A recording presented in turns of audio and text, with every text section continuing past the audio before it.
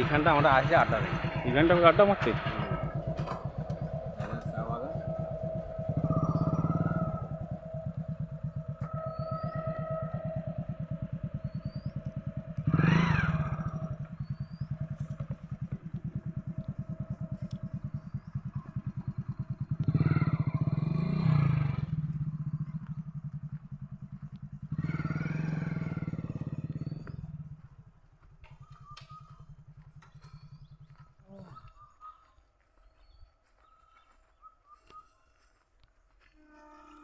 Hi friend, আমি কার্তিক বলছি। দেখুন জলপাইগুড়ির চা বাগান। এই চা বাগানটা হচ্ছে নিউ জলপাইগুড়িতে। পুরো এরিয়াটা চা বাগান।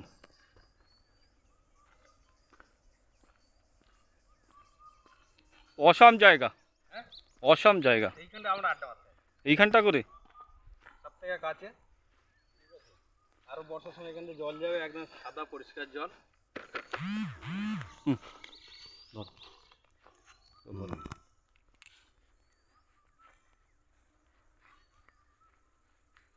এই চা বাগানের ভেতর ঢোকো।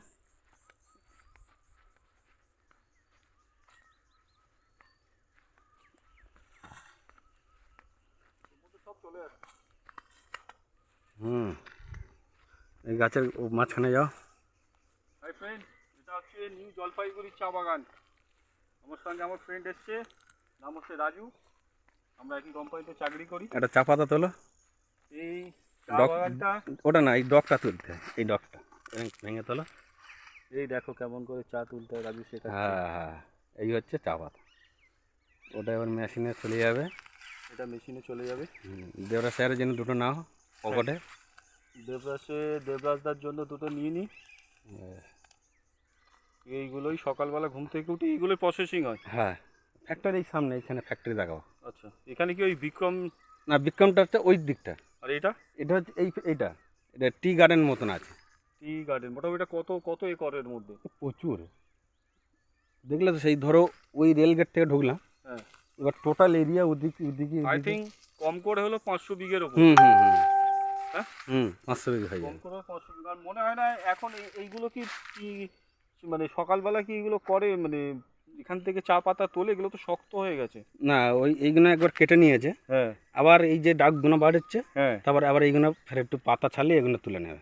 আচ্ছা, তার মানে এইগুলো হতে এখন লেট হবে হ্যাঁ। প্রসেসিং হতে। ওইগুলো যেমন রেডি হয়ে আছে। এগুলো রেডি হয়ে গেছে। ঠিক আছে। এখন তো মেশিন হয়ে গেছে।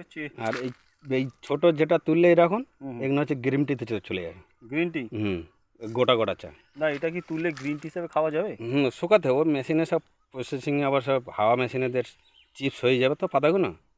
আচ্ছা, কয়েকটা তুলি দেখি, গরম জলে দিয়ে খাই দিই কেমন লাগে। শুকাতে হবে। শুকাতে হবে? আচ্ছা, যারই চা বাগান তিনি যদি জানতে পারেন যে তার বাগান থেকে আমরা কয়েকটা চা পাতা তুলেছি, তো আমি বলছি যে কিছু মনে করবেন না। ভগবান আপনাকে অনেক দিয়েছে। আমরা কয়েকটাই পাতা তুলছি, জাস্ট আনন্দ সহকারে খাবো ব্যাস। একটু চা বাগান দেখে নিন। আমরা এসেছি, অ্যাকচুয়ালি আমরা জলপাইগুড়িতে এসেছি, আমাদের এখানে প্রজেক্ট আছে, সেই প্রজেক্ট রিভিউ করতে এসেছি। আর আমাদের অফিসের ফ্রেন্ডেই আমরা এখানে ঘুরতে এসেছি। সামনেই ডিসিএল এর অফিস আছে। ডিসিএল এ আমাদের কিছু কাজ ছিল, কাজ আমাদের কমপ্লিট। আমি আর রাজু প্ল্যান করলাম যে চা বাগান ঘুরবো, এনজয় করব। আমরা একদম মেন রোড থেকে ভেতরে ঢুকেছি, প্রায় 2.5 থেকে 3 কিলোমিটার ভেতরে ঢুকেছি। এ পাশ থেকে ও পাশ কিছুই দেখতে পাচ্ছি না, খালি দেখতে পাচ্ছি চা বাগান আর চা বাগান। ওদিকটা চলুন। আরো কিছু জিনিস দেখাবো। এইখানে বর্ষার সময় জল গেলে পুরো সাদা জল। সাদা জল? এইগুলো সব চা বাগানের রাস্তা।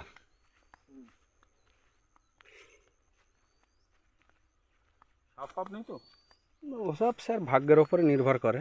আচ্ছা, আপনি বললেন যে চিতা বেরোয়? হ্যাঁ, চিতাবাঘটা তো ধরো এইসব গরমের সময় ড্রেনে ফ্রেনে লুকিয়ে থাকে। হ্যাঁ, এই যে ড্রেনগুলো আছে হ্যাঁ, এর মধ্যে, এখানটা দাঁড়ান। মানে এখানে কোনো অ্যাক্সিডেন্টও ঘটেছে? না, সেরকম কেন ঘটেনি। মানে ছোট জাতের চিতাবাঘ কি? হুম। না ভাই, চলো চিতাবাঘের কথা শুনিয়ে দিলে। একটু দর্শকদেরকে দেখিয়ে দাও। ময়ূর দেখলে ঠিক আছে ফ্রেন্ড, আর একটু চা বাগান দেখে নিন। অসাম জায়গা। ঠিক এইখানটা করেই রাজুরা এসে এখানটা আড্ডা মারে। পাশে রেল লাইন, এই যে ওই পাশে রেল লাইন গেছে, চা বাগানের মাঝখান দিয়ে চা বাগানের মাঝখানটা। মোটামুটি বিকালবেলা কাজের শেষে 4 জন বন্ধু এসে এখানে বসে গল্প করার পক্ষে একদম সলিড জায়গা। ঠিক আছে।